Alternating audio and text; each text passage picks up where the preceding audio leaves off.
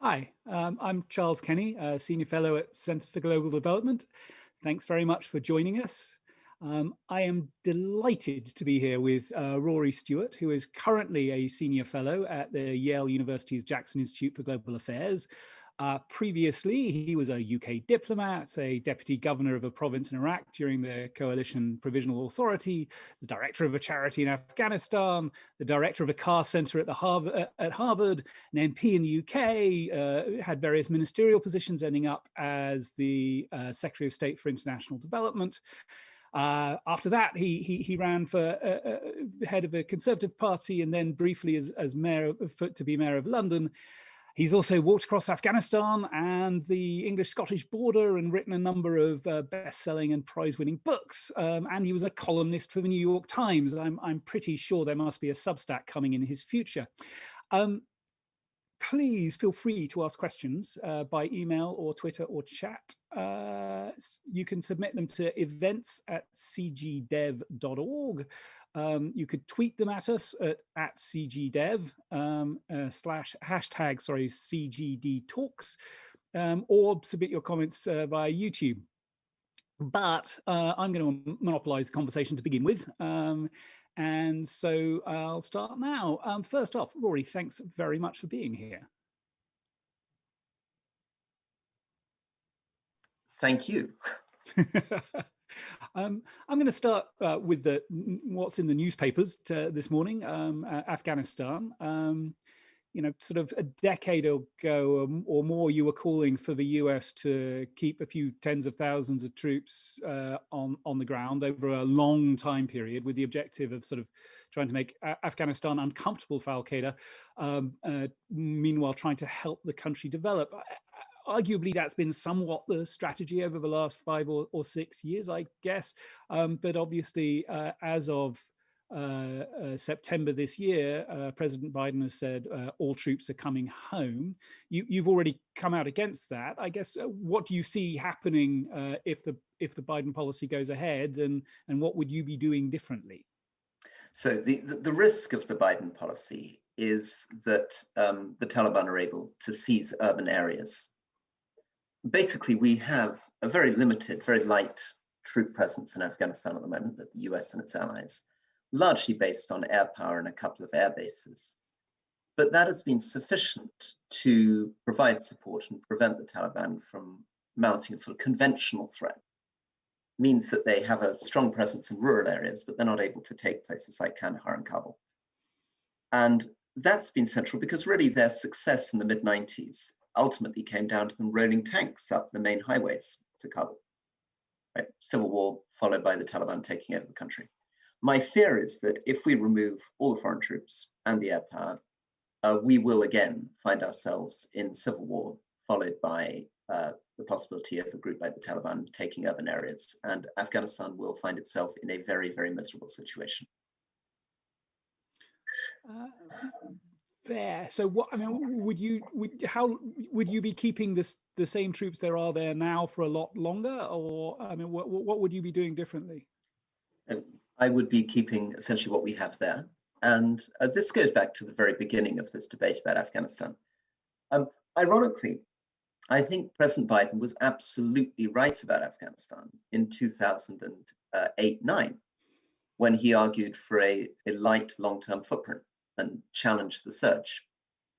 It was a very unpopular position he took then, and I think he was correct. He said that putting 100,000 troops on the ground was not going to work. We weren't going to win a counterinsurgency. He questioned whether it was really relevant to dealing with an al-Qaeda threat, and he felt that the Taliban was confused with al-Qaeda, and he suggested that actually he laid out very, very powerfully in a meeting with the National Security Council and President Obama a complete alternative to General McChrystal's plan, which was essentially keeping a few thousand troops in some air bases. So I was very pleased when he became elected as president, because I thought, here is the man who actually has a feeling for how this could be done. And therefore I was very disappointed with his speech, because he presupposes all the time, his rhetorical thing is to keep saying, well, yeah, but where's the end on it? Where's the end game? When are we going to leave? Well, the answer is, of course, we haven't left Germany. We still have a lot of troops in Germany. And the fact that you have not ended the problem does not mean that your presence is useless. A very good analogy for that, for example, is with policing, right? We don't say that because there's still crime in Washington, D.C., it shows the police are useless, so we need to take all the police out, right? It's perfectly possible to envisage a useful role in containing a situation, managing a situation, providing contingency to prevent it going worse. And that, I think, is really what a grown-up, responsible international order needs to be doing in many parts of the world. And Afghanistan is a very good example of that. And the cost of the United States doing that is very limited. Last year, there were 4 US servicemen killed in combat in Afghanistan. I don't think people understand this. This is not 2008. So when I read your thinking on the military situation, it seems to be sort of reflected in a broader view that you hold of the way things work, if you will, and perhaps this is oversimple, but effectively it's that change is organic, not heroic. You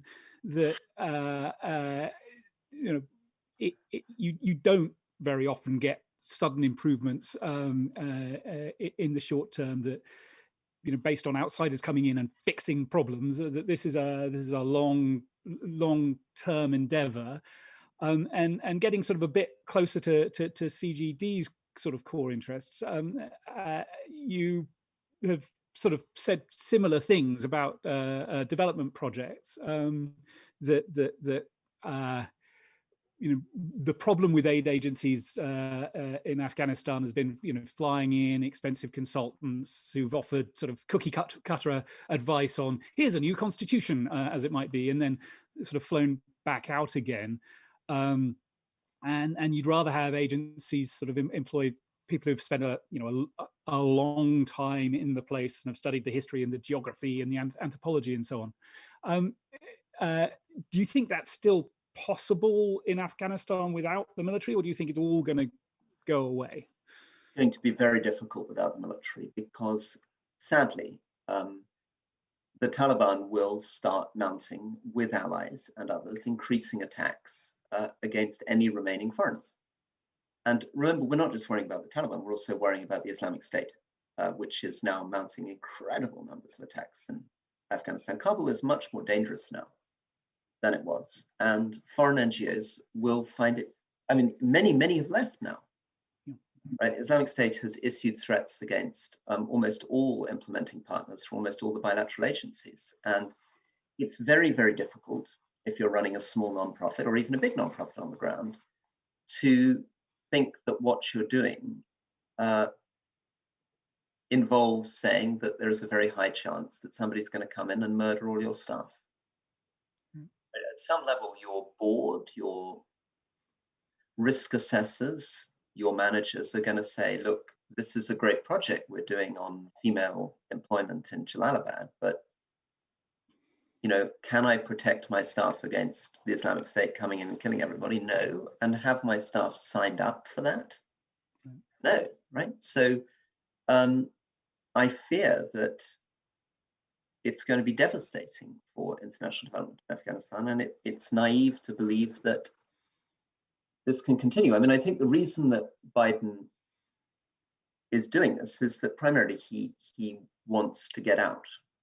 He now feels there's a binary desire to get out. Now, he tells himself that this is going to increase the possibility of a peace deal. He tells himself that you're going to be able to continue to do diplomacy and development without troops. But I don't think that those are the key things. And probably if he examined those arguments closely, they don't hold much water and he probably wouldn't hold to them.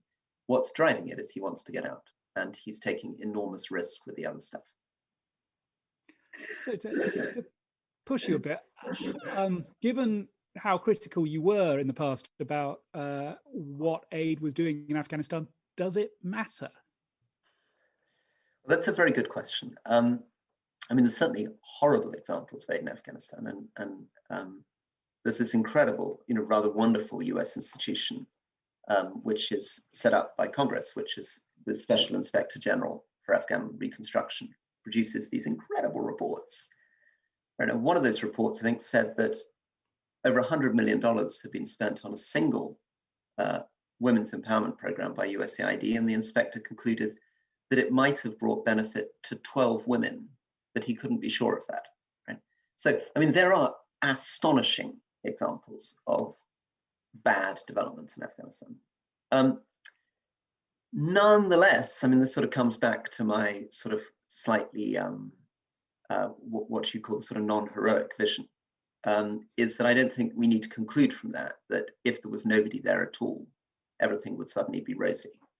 That, you know, to be blunt, CARE, Save the Children, the Afghan Development Network, Mercy Corps do good stuff.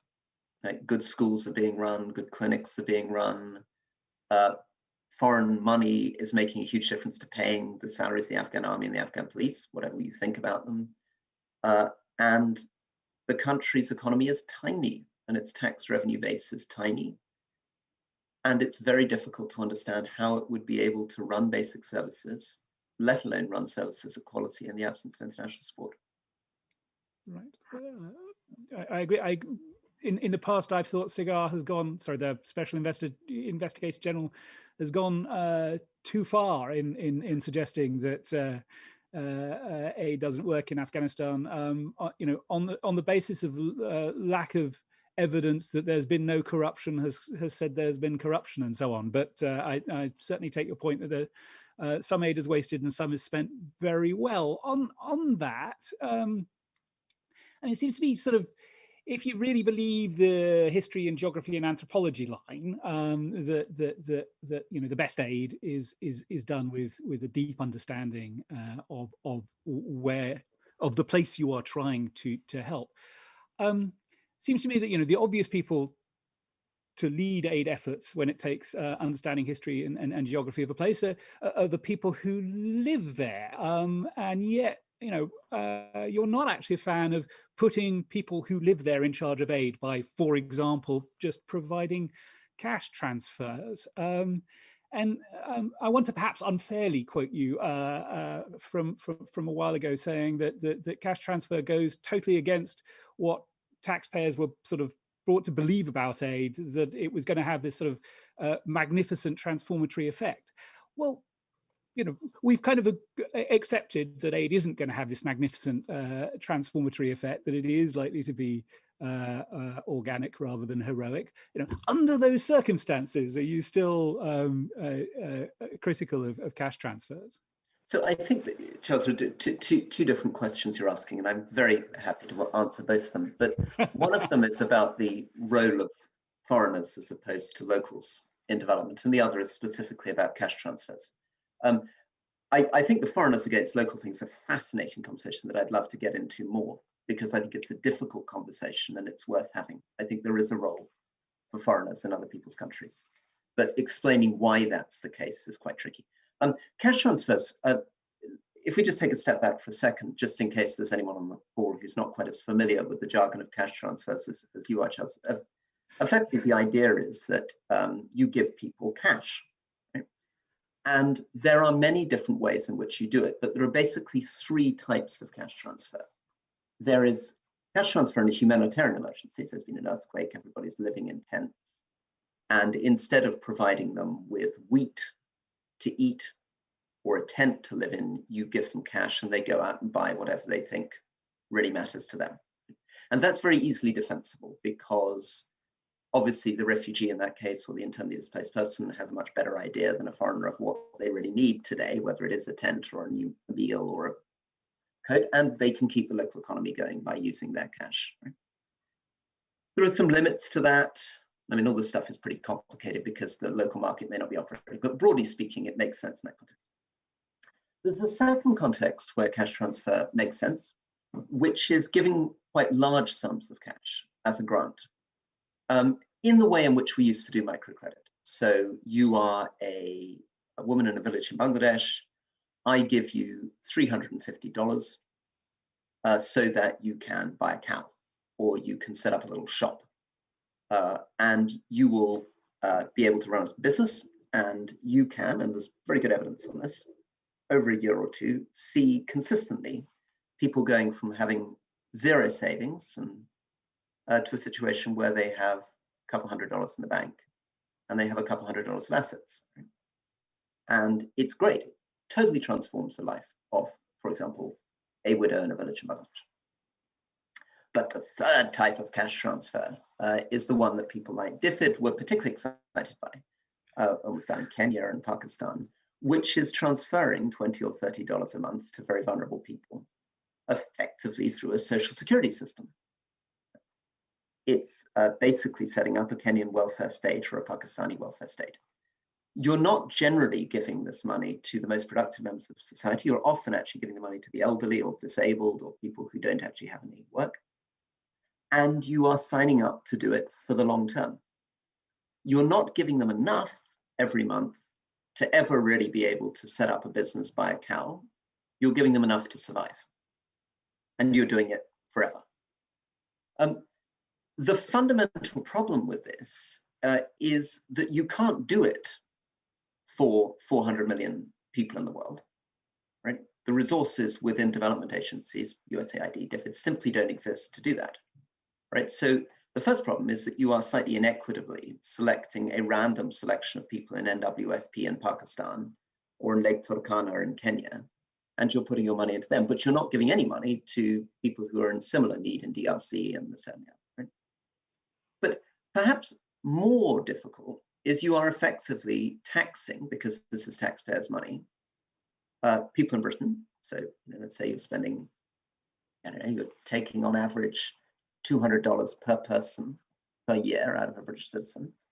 And you're basically saying to the granny in Sunderland, I'm taking $200 from your pocket and I'm going to give it in cash as $200 to somebody in Pakistan, right?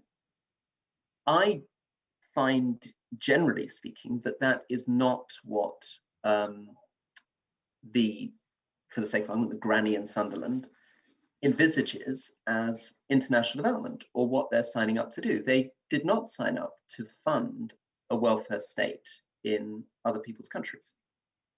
They imagined international development, rightly or wrongly, as an intervention which would make a transformatory investment in infrastructure, generate sustained economic growth, and keep coming back to this cliche, right? People have been taught since primary school that they're not meant to be giving people fishes. They're meant to be teaching them how to fish. And this is the most extreme version of giving somebody a fish. And it's incredibly, I believe in realism, but this is the most unambitious version of international development in the world. Economists are basically saying, I can get $1 of value by giving somebody $1. And when you say, well, that's not great, is it, as an investment? Their answer is, well, a lot of other international development, you give them $1 and they get 10 cents of value. I take that. On the other hand, it is very hard to go fishing if you are too weak to stand.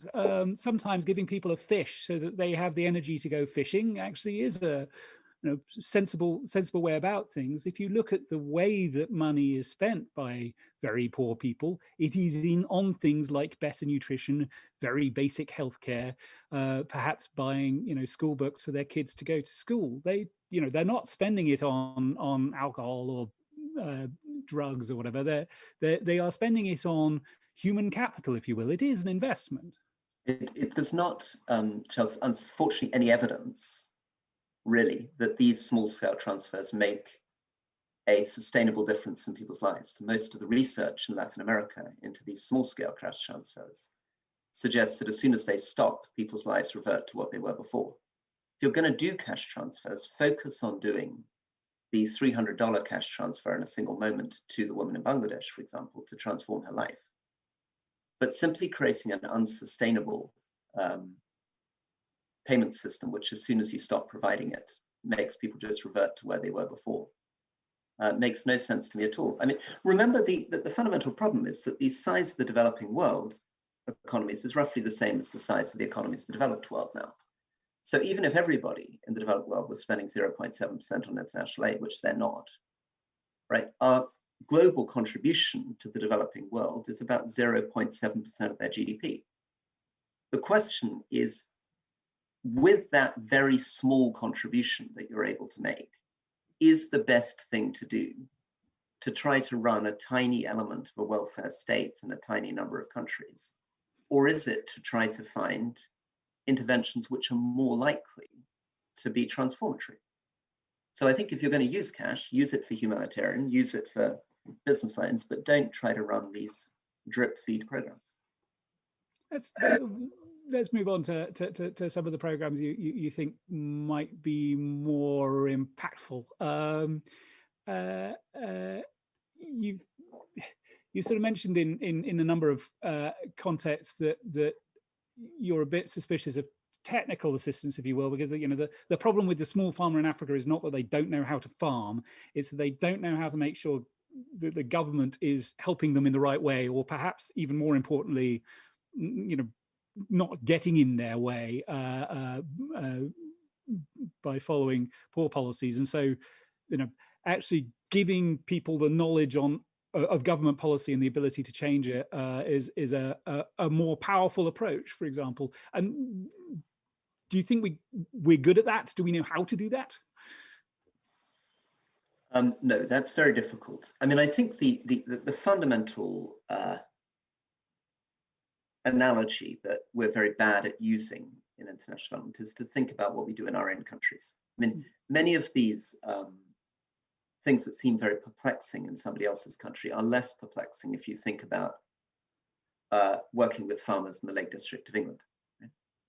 And the same question about this anxiety about foreigners against locals is less perplexing if you think about doing a development program in New Haven, Connecticut. So let's just look at this question around agricultural extension. I think there's a huge amount that can be done in agricultural extension, and it's certainly true that there are always new techniques which are interesting to farmers, and there's always more that small farmers can do, like any business person, to improve their ability to run a business and understand spreadsheets and access new markets. But the difficulty with it is that it's often relatively marginal, and you often get into the business because your agricultural sector is already in extreme crisis. So in the Lake District in Britain, for example, but you could make the same argument for a farmer in Turkana in Kenya, the problem basically is that farms are collapsing all the time. People can't generate enough money from what they're doing to feed their families.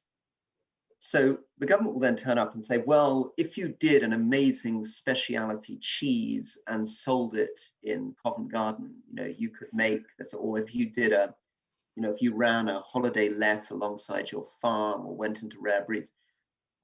But what you're effectively demanding is that a large number of farmers who have inherited their farms from their parents and grandparents, and for whom this is a deeply traditional way of life, are suddenly being asked to become exceptional entrepreneurs, looking for these extraordinary niche, national or international opportunities. And not to be funny about it, not all of us are like that, right? So in my experience in the Lake District, yes, okay, there are maybe 5–10% of extremely entrepreneurial, imaginative young farmers who are prepared to go through this incredible transformation, take the risks, jump into their lives. But there's also an enormous amount of good, competent, well-informed, solid farmers who know how to run a Lake District farm, but who are not the world's greatest entrepreneurs. And they are going to the wall. And why are they going to the wall? They're going to the wall because of much bigger structural issues, right? And largely because of the price that consumers pay for food. Fascinating, and I take your point that it's well to think of these things in think of how it would work here, kind of thing, before assuming we know about elsewhere, which sort of side question, but comes back a bit to you were saying the role of foreigners and the role of locals in development. There is sort of following on the back of Black Lives Matter and so on, an effort to decolonize development, if you will. Roads must fall being sort of one end of it, but also sort of perhaps more significantly for development folks, an effort to think about making sure that sort of Southern voices lead more. You mentioned you thought that outsiders can have a special role. Talk a little bit more about that. Well, any project on the ground, one of the most fundamental questions which have to drive it is quality. Are you running a really good school? And are you running a really good clinic, for example? Are you building a really good bridge? Sometimes that is best done by bringing in local voices. A integrated community development program in a remote rural area in a developing country requires absolutely that it is done by people who have that textured knowledge that can really only come from being from within that community. A second thing that sometimes happens, I think, is symbolic, right? So you might accept the potential that you might even take a decline in quality because you want to go through a transition and you want symbolically to demonstrate that the leadership is from that country.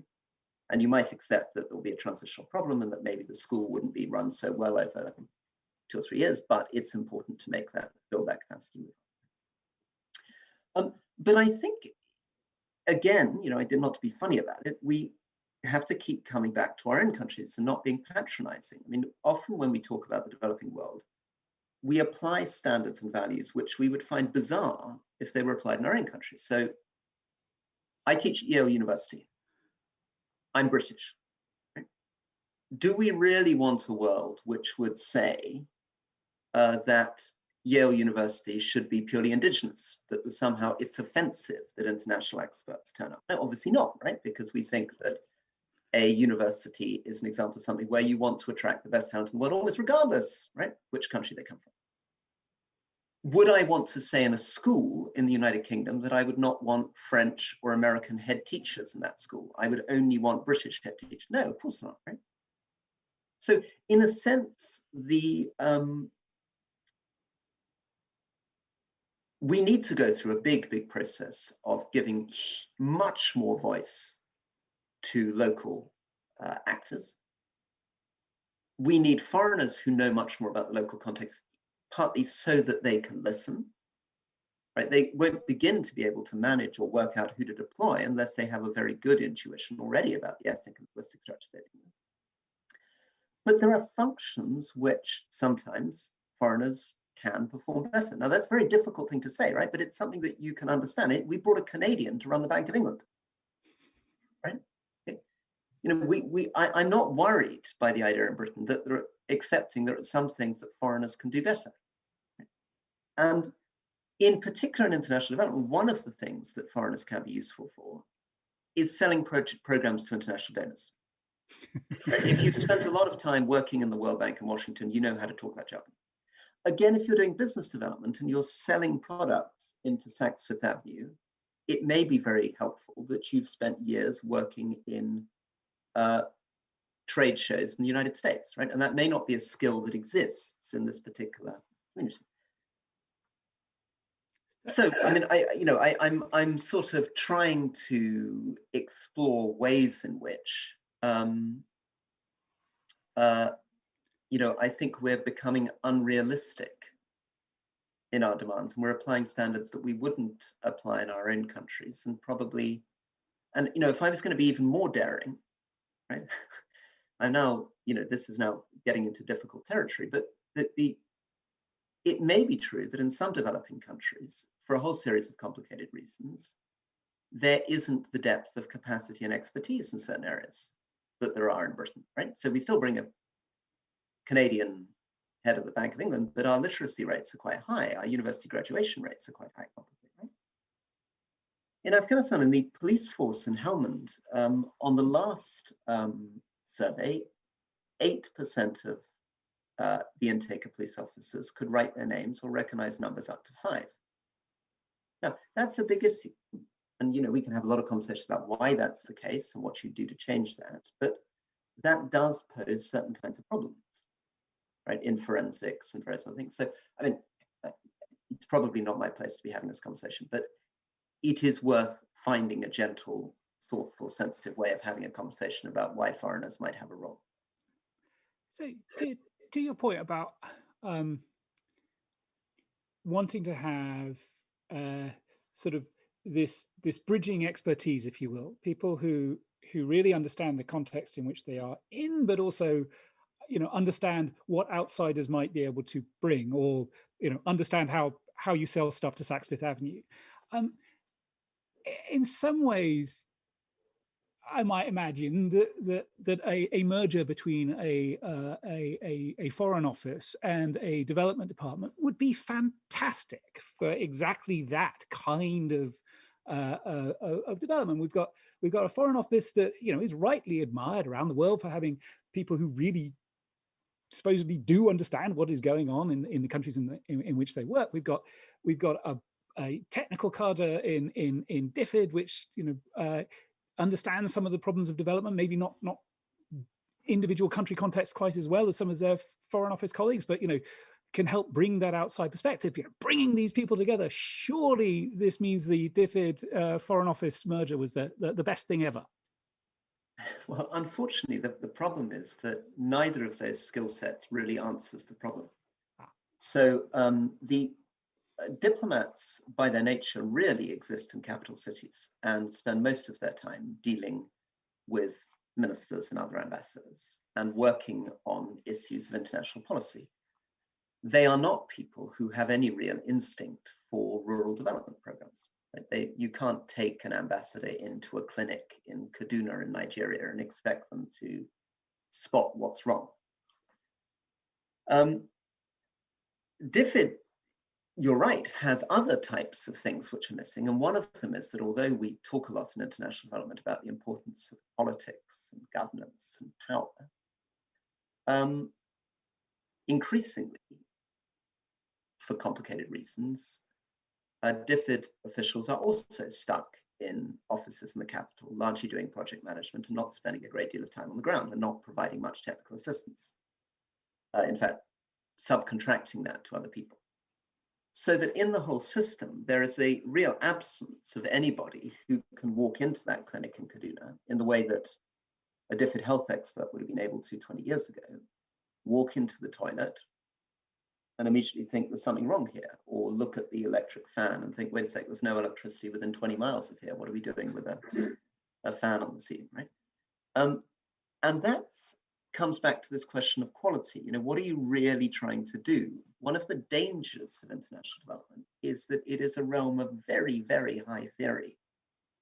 It's somehow, it's a realm of economists with extraordinary visions.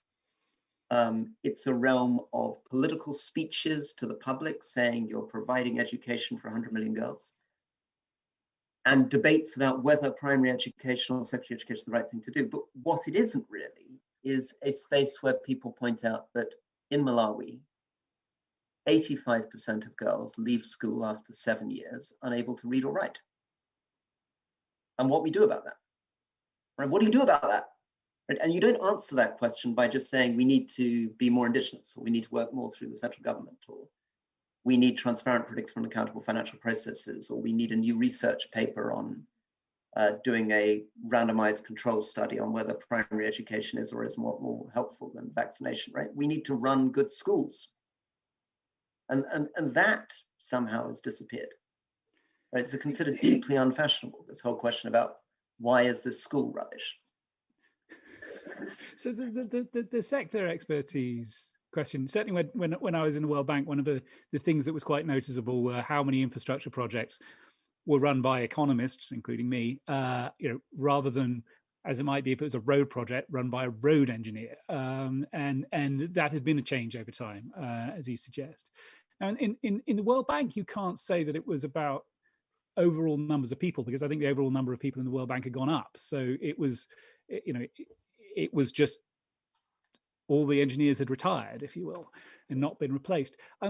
In DFID, presumably you could actually make the argument that, especially up until last year, the budget went up a huge amount and the staffing didn't go up at all. And you're going to end up contracting out experience rather than forward experience, rather than having it in-house.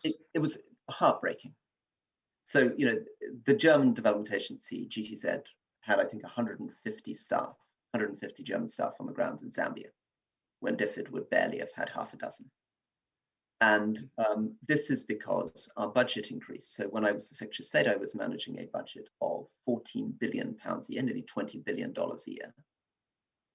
And we were managing it with a few thousand staff, so that you would have a junior DFID officer, age 25, managing 2 or 3 programs, each worth $40 million.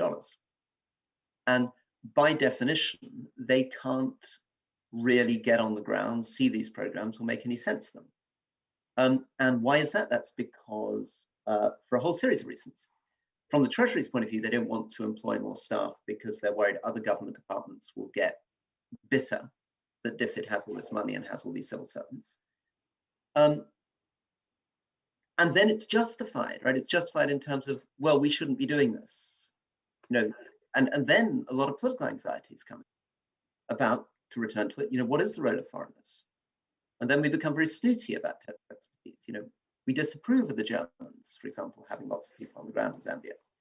And we imagine that sitting in an office processing programs is the way to do it. And because the people at the top of the organization are people who've risen up that path, not people who have spent 20 years looking at clinics on the ground in West Africa, the whole culture follows.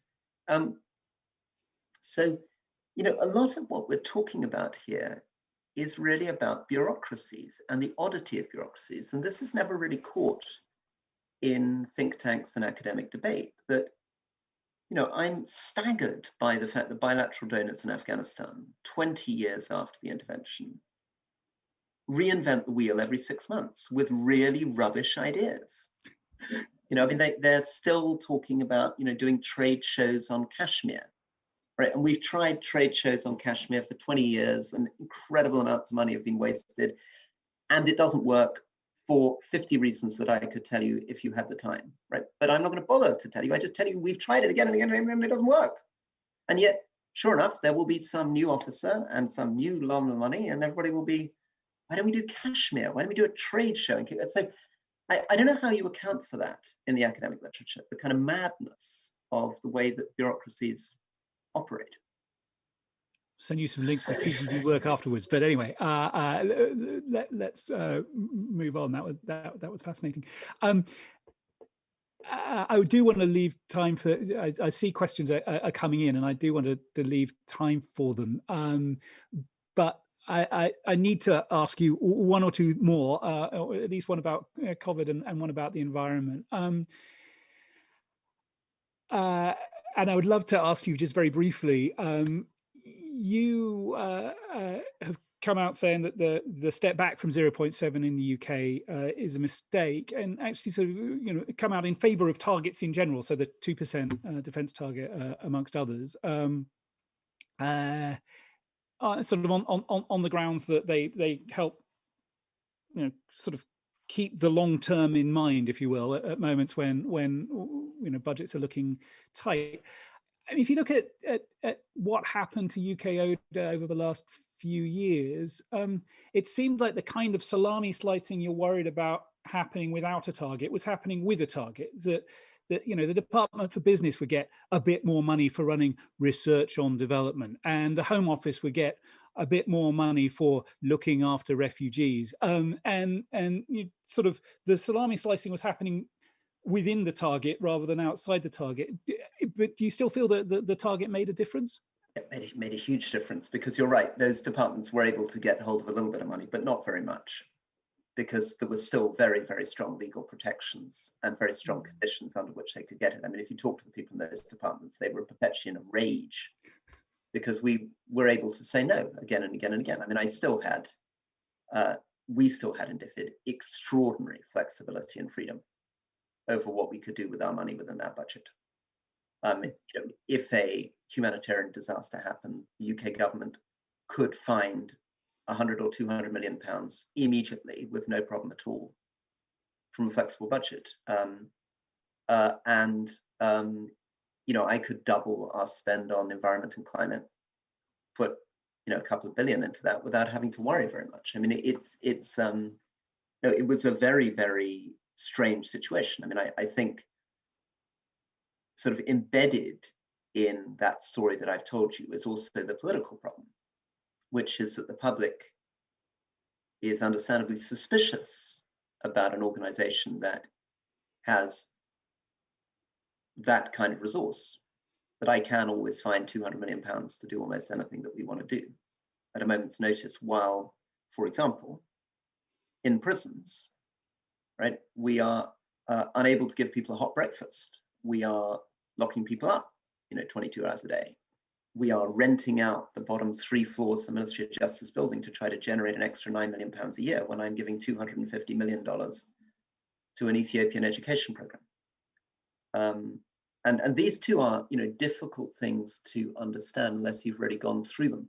And I think one of the oddities for me going from being Diffid Minister to being in charge of prisons and then back to being Secretary of State for International Development, it really gave me this sense of, here I am running a system with 82,000 British prisoners, with 30,000 assaults a year, with people being murdered and raped, unable to increase the salaries of the prison officers, having cut prison officers by tens of thousands,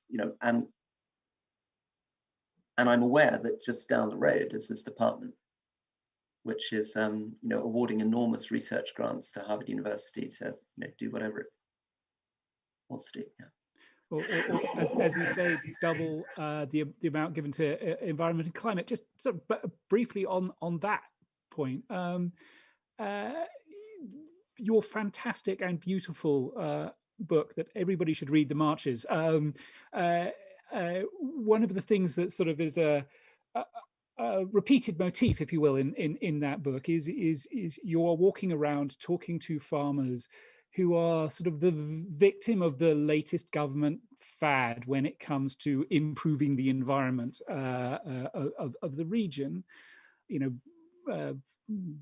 fencing off orchids that actually only survive if they're grown in places that are being grazed and this kind of thing. And yet you did want to double the climate and environment budget. That shows quite a lot of faith in our ability to sort of get global climate right in the way that we haven't got local environment right. I think it's a good challenge, Charles. I mean, I suppose what I was hoping to do there is to expand our idea of what international development is away from seeing it purely as being a binary issue about poverty. And Diffid's culture had been to focus as much as it could on the very poorest people in the world and transforming effectively their incomes.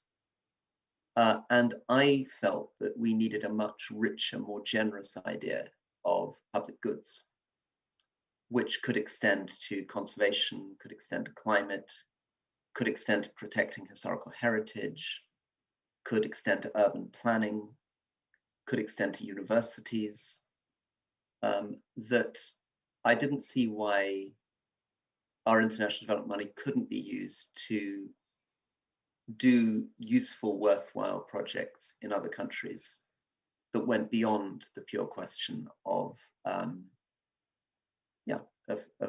dealing with extreme poverty. And it seemed to me that Britain was talking a good game about environment and climate and didn't really put much resource into it. And it seemed to me that Diffid was a natural place from which that resource could come. And that it's something that really appealed to the British public. I mean, I was also keen to try to defend the 0.7% by doing projects that I thought could be explained and could appeal to people. And I felt environment and climate was an example of something that might have been able to rebuild the public support that had been lost, and lost partly by taking too narrow and too technocratic an idea of what development was in a way that I think alienated a lot of the public. Let me switch around what you said about cash transfers earlier. If you're a person living on $1.90 a day in Malawi, and your choice for Diffid is either it spends money on a solar powered plant that is replacing a gas-fired plant in India, or giving you $1.90 extra a day. I mean, don't you think there's a plausible worry there that the impact of adding all of these other things to the ODA budget is that poverty, this this core does actually get get diluted, and So we're doing less to deal with that. So this is very interesting. You're completely right, Charles. So Nick Dyer, who was the most senior civil servant in DFID, was very strongly opposed to me. And he said that spending money on climate was providing for the poor of the future at the expense of the poor today. He thought there was a direct trade-off, which was very interesting because, of course, the conventional polite wisdom that came out of the World Bank is that unless we dealt with climate, we're going to have 300 million more poor people in the future. So obviously climate environmental activists are very keen to say there isn't that sort of binary choice, that unless you deal with climate, you can have more poverty. He felt, as an economist, that no, there was a direct choice, and that the money that I was spending on environment was at the expense of helping very poor people. I don't think there's an easy answer to that at all, except to say that in the end, £14 billion is a very small amount of money, right? And you have to prioritize, and you have to decide what you want to do with that money. And you're never going to be able to eliminate global poverty with that money. I mean, one of the problems in DFID's conception is it sort of imagined that this money would eliminate global poverty. I remember my chief economist saying to me, I said, you know, what's DFID achieved in the world? And he said, well, our greatest achievement is China. We've taken 400 million people out of poverty in China. And I said, what do you mean? And he said, well, those wonderful programs we did in Xinjiang on agricultural extension in the 1980s. Right? And I suddenly realized how mad this was. But the reason why this mad thing was being said is that at some sort of deep, intuitive level, people somehow believed that it was possible to use this very limited amount of money to take hundreds of millions of people out of poverty. Whereas in fact, at most, what you could do with this money is make a tangible small difference in a few places. And I would have liked to do it in a much more integrated way. I would have liked to choose communities and really think about DFID money more as showing examples or models for development, rather than try to go for this sort of mass, we can help everybody in poverty in Malawi.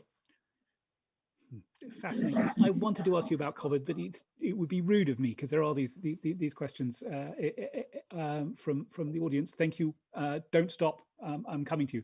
Chaz, what about budget support? So he's asking what about budget support as opposed to cash transfers? He says this seems to be a harder case to make if the country leadership is at the core of the challenge. So I think he's saying even worse than cash transfers would be budget support, if you will. But budget support is difficult. I mean, I've got a very distinguished colleague here who has been arguing very strongly that Britain should be giving budget support to the government of India, because there's huge poverty in places like Bihar. But when we were giving £150 million a year to the government of India, India was giving exactly £150 million a year in bilateral development support to Afghanistan. Right? And actually, when challenged, the Indian government turned around and said, we don't want your money anyway. Right? So we find ourselves, I mean, the politics of this is very tricky. I mean, it might seem to an economist that the most efficient thing to do to eliminate poverty is to give £150 million to the government of India. But you can only really do that if you ignore the fact that India is running a space program, that India is giving £150 million in aid to Afghanistan, and that the government of India is saying publicly to the British public they don't want our money.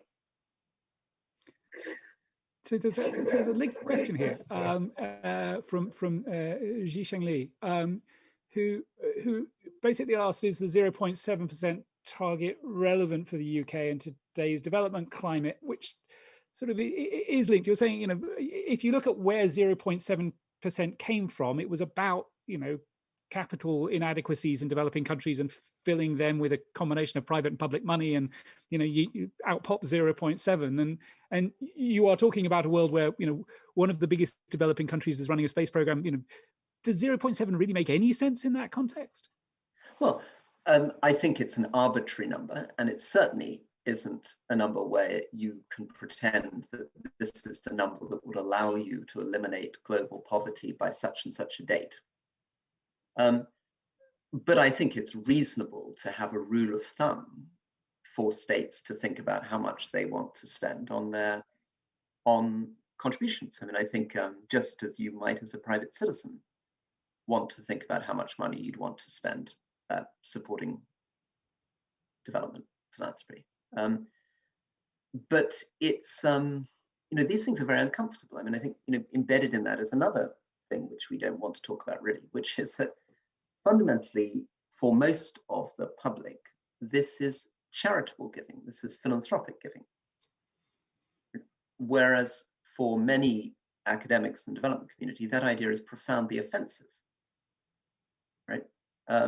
Instead, the money that we're giving from the point of view of an academic might be paying for colonial sins, or it might be self-interest, or it might be cold economics. But it's public money, right? You're dealing with, again, your granny in Sunderland, who considers this money to be similar to the money that they give to Oxfam every year. Right. Which may help answer Pandu's question, which is why is the focus of aid so often on social programs and not on resource management and transitioning resources into programs that generated domestic incomes? Yeah, well, I think that's partly the answer. I mean, I think that the fundamental question that an aid agency needs to ask itself is, what's it good at doing? So often the conversation starts from what it ought to do, starts from economists coming up with a theory on what in an ideal world the agency would be. But that's the wrong question. The right question is, what sort of staff have you got? What sort of experience have they got? Where have you done things well? There are 1,000 different things that you could be doing useful in this country. What do you think you could do well, right? So let's take DFID. It might be that an economist pops up and says infrastructure is valuable. Fine, but DFID knows nothing about infrastructure, doesn't know how to do infrastructure, doesn't have any road engineers, hasn't done infrastructure for 30 years, right? So there's no point trying to re-engineer DFID to do infrastructure, however important infrastructure is. Instead, it would be better to say, we have technical expertise in health and education, we'll focus on that, right, for example. And then there's this political question behind it. I mean, I think there's something else, though, which maybe is something that matters to me, which is maybe less obvious to people on this call, which is the problem of politicians. And so I'm not I wasn't running DFID as a development professional, as a politician, right? Elected member of parliament for Penrith and the Border, a non-specialist. I was the Minister for Farming, I was the Minister for Prisons, and then I'm the Secretary of State for International Development. And even if I, by accident, knew a little bit more about it because of my life, certainly my predecessors and my successors didn't have any of that. So at the heart of the problem also is, what is the relationship between this person, this minister or boss, and the civil servants and the programs on the ground? Is it even appropriate for me to be having the kind of conversation I'm having with Charles? Ask these type of questions. Is it appropriate for me to have a view on cash transfers? I'm not an academic expert on cash transfer. Should I be pontificating about whether we should be doing health, education, or some form of transformatory investment? Should I have a view on whether budget support makes sense or not? What right do I have to talk about these things? I could be wrong about all of this, right? And somehow we're not really getting into this because we sort of assume in a deferential way that my friend Samantha Power is somehow an expert on international development, or that I might be. We're not really experts on international development in the sense in which somebody who spent 20, 30 years in the World Bank is an expert on international development. Okay. Thank you. I now have to ask you about COVID. The question I wanted to ask, sorry, for those of you at home, Rory came out very early last year in the United Kingdom and said that the lockdown should happen when it wasn't happening in the UK. And the excuse that the government said was that it was listening to government scientists, and they were saying, we don't need to lock down now. That's not the strategy we're following. And Rory, please correct me, but pretty much your response was, look, this is a political decision. And suggesting it's simply a question of science is giving them cover, but isn't really true. It's a way to put the blame on scientists for what has to be a political decision. Now, just today, it's come out that based on scientific opinion within the Food and Drug Administration. The Johnson & Johnson drug has been pulled off the market for another week to 10 days, I think. And there is much uproar, at least in the Twitterverse, what other uproar counts, around whether non-experts who are saying this is a terrible decision, just look at the number of people who will die from not being vaccinated compared to the number who might die from blood clots. Non-experts should shut up. The experts have spoken. And this is in some ways an interesting reverse of the argument we were having for most of the last year in the United States, which was government, you need to listen to experts more, they tell you. Say more about what is the role of experts in this area. I'm not actually asking you to opine on Johnson & Johnson and whether it should be allowed to be given over the next week and a half, but you're sort of out there saying, no, look, in this area where there is a temptation to say the experts have spoken, we can't leave it at that. So it doesn't matter really whether you're talking about COVID or international development. Right. There is a very, very serious limit to expertise in ways that we don't want to acknowledge. I mean, it's more obvious to us when we look back at history and see how often expertise has got things horribly wrong, right? The greatest experts on breast cancer in the United States in the 1950s and 1960s believed in something called radical mastectomy, which turned out to be completely wrong. But a simpler way of expressing it is this, that most of the policy decisions you need to make, whether it's in COVID or international development, firstly deal with radical uncertainty, right? They're often dealing with situations where the experts themselves, if they were honest, don't have all the answers. Often because with COVID, for example, it's a new disease that you don't really know all the details of. Secondly, the decisions made are judgments on risk, right? To what extent do you want to take a prudential decision or not? Sake of argument, let's say out of 4 million people vaccinated with AstraZeneca in Germany, 40 of them have developed blood clots. An expert cannot tell you whether that is a reason to pull the drug or not pull the drug. What would that expertise be that told you that? Right? It's a decision on risk, which comes to the more fundamental thing, which is that the reason why politicians have to be in this space is that it's fundamentally often a normative, it's a moral decision. Right? It's about balancing different people's rights and interests. It's not about epidemiology. It's not about what's the contagion rate of COVID? It's how do you balance the interests of old people in care homes against the interests of children who want to go to school? How do you balance the interests of running businesses against protecting health? And it's also about expanding the conversation well beyond the area that any individual expert could ever be an expert on, right? You might have spent an enormous amount of time studying coronaviruses, but that doesn't mean you know anything about how education systems work or how small businesses function, right?